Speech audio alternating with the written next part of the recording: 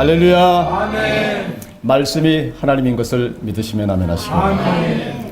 그 말씀으로 우리를 치유하신 것을 믿으시면 아멘 하시기 바랍니다. 아멘. 그 말씀으로 우리를 축복하신 것을 믿으시면 아멘 하시기 바랍니다. 아멘. 거룩하신 하나님, 말씀 붙들고 섰습니다. 여호와께 감사라. 그는 선하시며 그 인자하심이 영원함이로다 말씀하신 주님, 그 인자하심으로 우리를 지켜주시옵소서. 그 인자하심을 말씀으로 전하게 해 주시옵소서. 말씀만 전하는 귀한 시간 되게 복 주시옵소서. 예수님 이름으로 기도드립니다. 아멘. 여러분, 한 주간 안녕하셨습니까? 아멘. 옆에 분에게 안녕하셨습니까? 안녕하셨습니까? 한 주간 잘 지내셨습니까?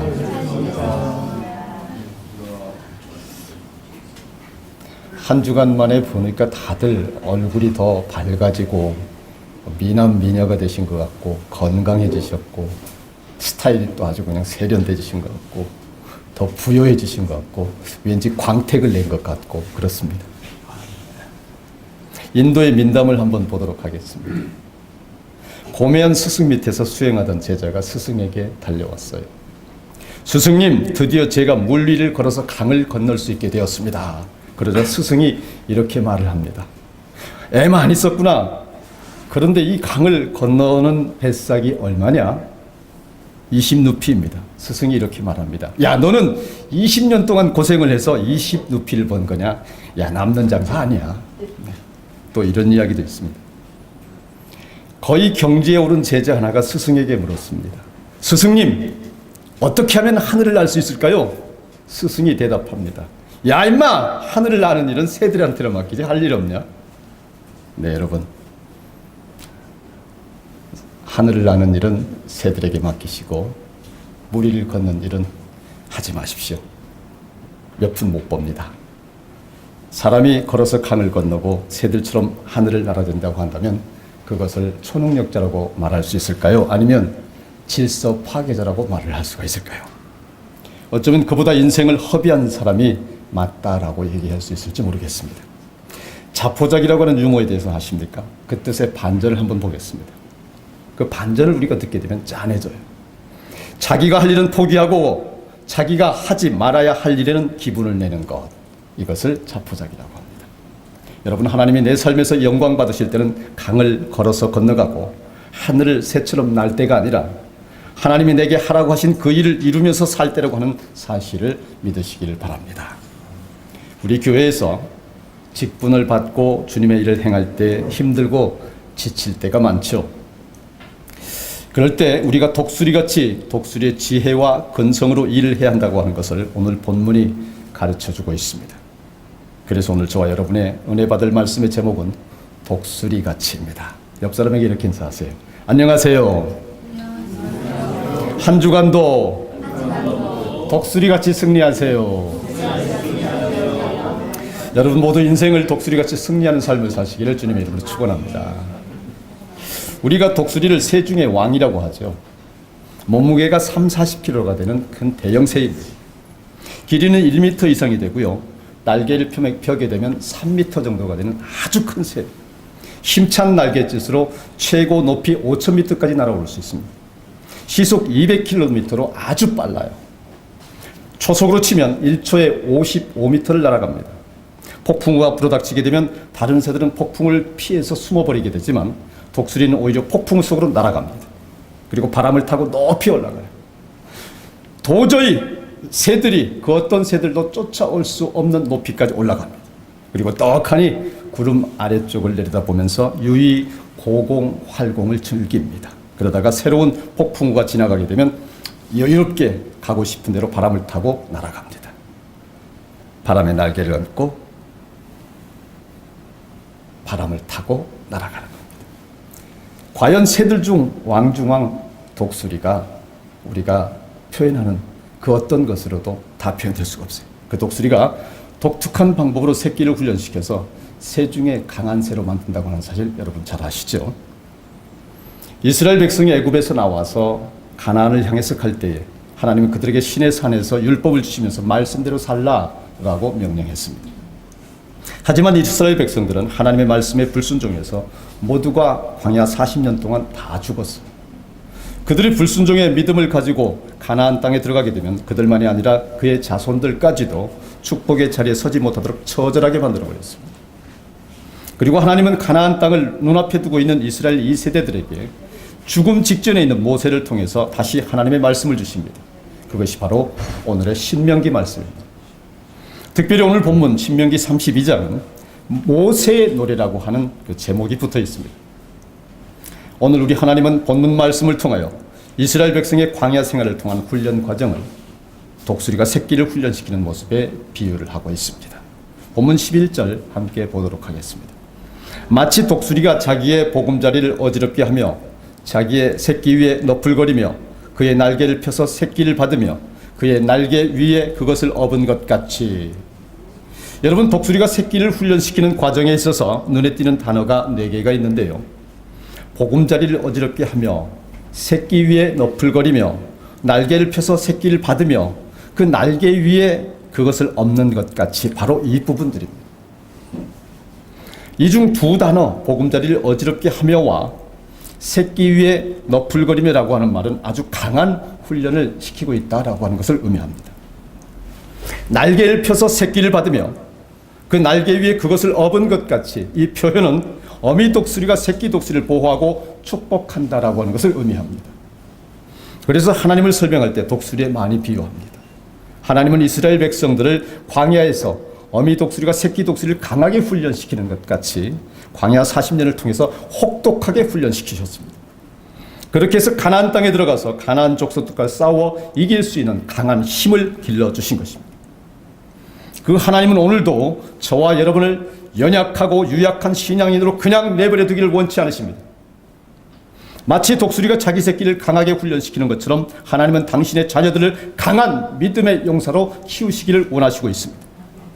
그리고 마침내 하나님께서 약속하신 축복을 누리며 사명을 감당하는 복된 백성으로 견고히 세워지기를 원하시고 있습니다. 그래서 고난을 주시고 있습니다. 그래서 실패의 쓴 잔을 마시게 하는 것입니다. 그래서 눈물 젖은 빵을 먹게 하는 것입니다. 어미 독수리가 새끼 독수리를 훈련시키는 과정을 좀 더 살펴보겠습니다. 하나님께서 우리를 어떻게 세워나가시는지 한번 보겠습니다. 본문에 보게 되면 어미 독수리가 새끼를 훈련시키기 위해서 보금자리를 어지럽게 한다라고 하는 것이 나옵니다. 그리고 날개를 펴서 너풀거린다라고 하잖아요. 여러분, 독수리는 높은 절벽 바위 틈에 집을 짓습니다. 그때 온갖 거친 나무 가지들을 다 모아서 둥지를 짓습니다. 그리고 그 둥지 안에 부드러운 털과 짐승들의 부드러운 가죽들을 덮습니다.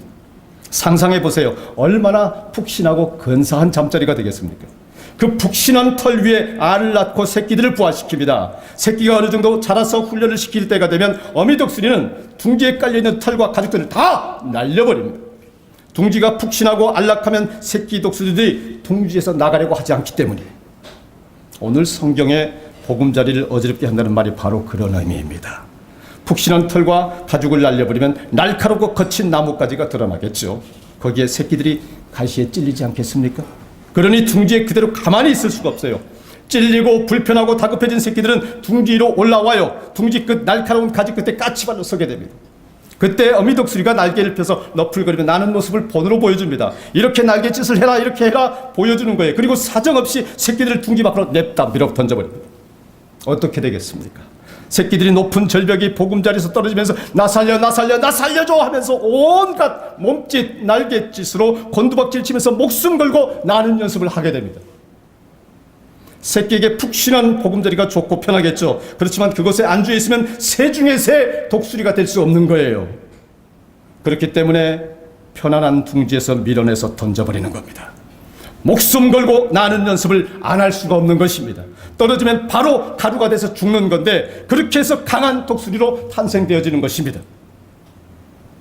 여러분, 마찬가지로 하나님은 우리들이 하나님의 백성으로서 그저 편안하고 무기력하고 무사 안일주의에 빠져서 게으르고 나태하게 지내는 것을 원치 않으십니다.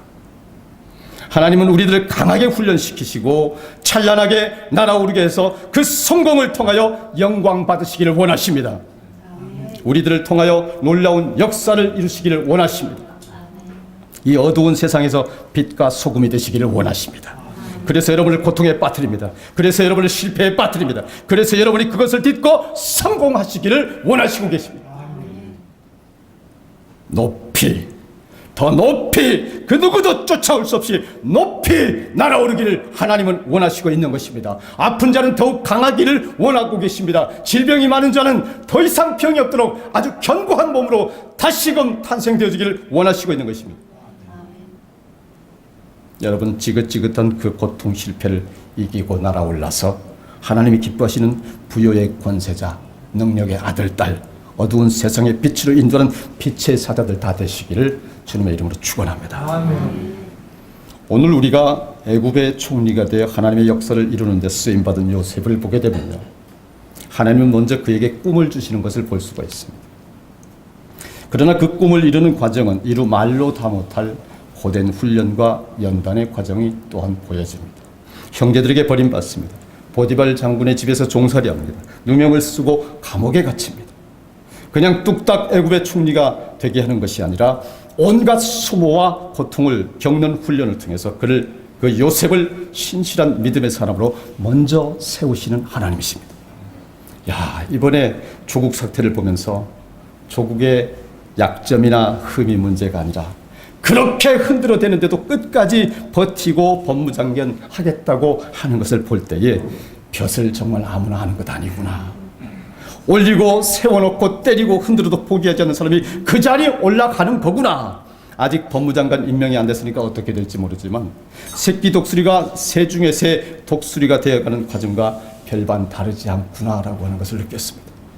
요셉에게 17세에 주신 꿈을 약 20년이 넘어서야 비로소 이루게 하시는 하나님이십니다. 여러분이 포기하지만 않으시면 여러분이 세운 꿈은 이루어지는 줄 믿으시길 바랍니다. 여러분, 그 꿈이 익을 때까지 얼마나 많은 고초를 겪습니까?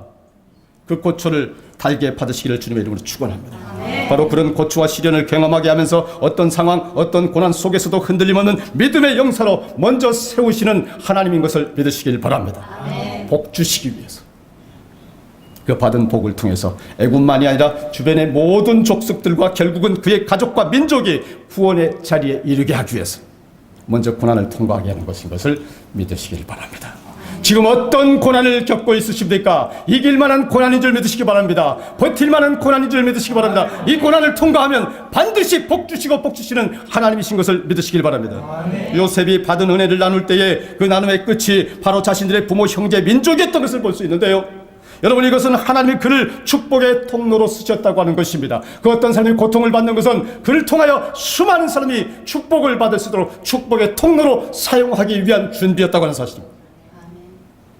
새끼 독수리를 강한 독수리를 키우시는 대표적인 예와 맥락이 같은 얘기입니다. 그 안에는 힘겹고 어려운 일들이 얼마나 많았겠습니까? 도저히 이해할 수 없는 아픔과 갈등들이 얼마나 많았겠습니까? 그래서 지치고 쓰러졌습니까? 아닙니다. 오히려 그것들이 결국은 합력하여 선을 이룰 수 있는 큰 힘이 되었던 것을 볼 수가 있습니다. 우리를 믿음의 용서로 세우시는 훈련의 과정인 것을 믿으시길 바랍니다. 하나님의 일꾼들로 진정한 직분을 세워서 하나님이 쓰시기 위한 것인 것을 믿으시길 바랍니다. 그런데 여러분, 그렇다고요, 하나님께서 우리를 하나님의 백성으로 하나님의 나라를 일꾼으로 세우시고 다듬으시는 가운데에 고된 훈련의 과정만 있는 것이냐? 그것은 아닙니다. 그 과정 속에서 이루 말로 할 수 없는 크고 놀라운 은혜들을 또한 베풀어 주신 하나님인 것을 우리가 볼 수가 있습니다. 어미 독수리가 새끼 독수리를 훈련시키기 위해서 둥지에서 밀쳐 떨어뜨리잖아요. 하지만 자신은 높은 곳에서 이 광경을 다 지켜봅니다. 몸부림치면서 날개짓하며 떨어지는 새끼를 다 지켜봅니다. 조금도 한눈 팔지 않고 집중해서 지켜봅니다. 눈썹 하나 까딱하지 않습니다. 왜? 지 새끼니까. 그러다 새끼가 땅에 떨어질 땜이 되면 쏜살같이 내려가서 자신의 날개로 새끼를 받습니다. 그렇게 자신의 날개로 새끼가 다치거나 상처가 나지 않도록 받아서 다시 창공으로 올라갑니다. 그리고 다시 또 떨어뜨립니다. 그리고 살아야 하니까 목숨을 걸고 날갯짓을 배웁니다. 바로 독수리의 날갯짓을이에요. 여러분, 그런데 폭풍우가 불어닥칠 때 닭은 어떻게 합니까? 닭은 날개 밑에 머리를 집어넣고 폭풍우가 지나가기를 피하기 급급합니다. 나무 밑이나 담벼락 밑이나 지붕 밑으로 도망을 칩니다. 꿩도 그렇습니다. 급할 때 머리만 숨기면 몸통 꽁지 다 내놓고도 자기 몸 다 숨기는 줄 아는 것이 닭이요 꿩이에요. 멍청해요. 아주 겁쟁이고요. 하지만 독수리는 다릅니다. 독수리는 폭풍우가 다가오게 되면 절대로 날개 밑에 머리를 숙이거나 담 밑에나 지붕 밑에 숨지 않습니다. 정면으로 폭풍우를 바라보면서 날아갑니다. 부르닥치는 바람을 향해서 양내력을 탁 펴고 날아갑니다. 그리고 그 바람을 타고 구름 위로 올라갑니다. 불어오는 바람의 속도가 날아가는 독수리의 속도가 됩니다.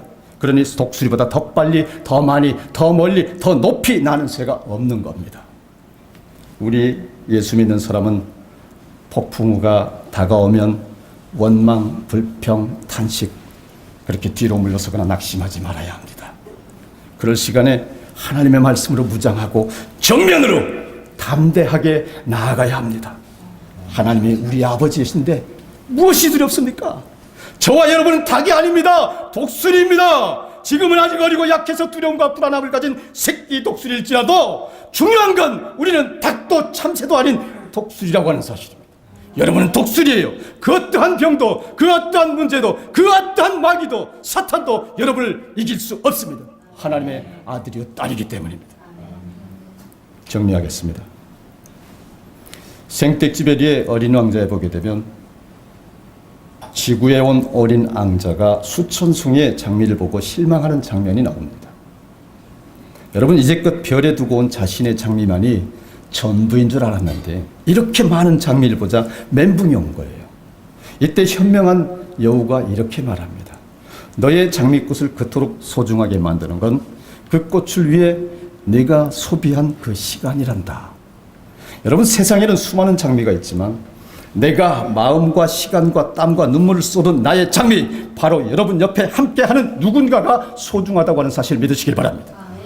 고통과 고난과 두려움의 시간들을 공중에 집어 던져서 떨어지면서 날개짓을 배우는 새끼 독수리들처럼 어미로서, 아내로서, 남편으로서, 성도로서, 목사로서 함께 보낸 시간들이 중요합니다. 그 시간들이 모여서 우리 모두가 다 독수리같이 날아오를 수 있다고 하는 사실이 중요합니다. 그렇게 우리 주님께서 우리가 우리 될 때까지 오래 기다려주신 우리 주님께서 영광 돌리시기를 바라고 있다는 사실 믿으시기를 바랍니다. 다 같이 기도하시겠습니다.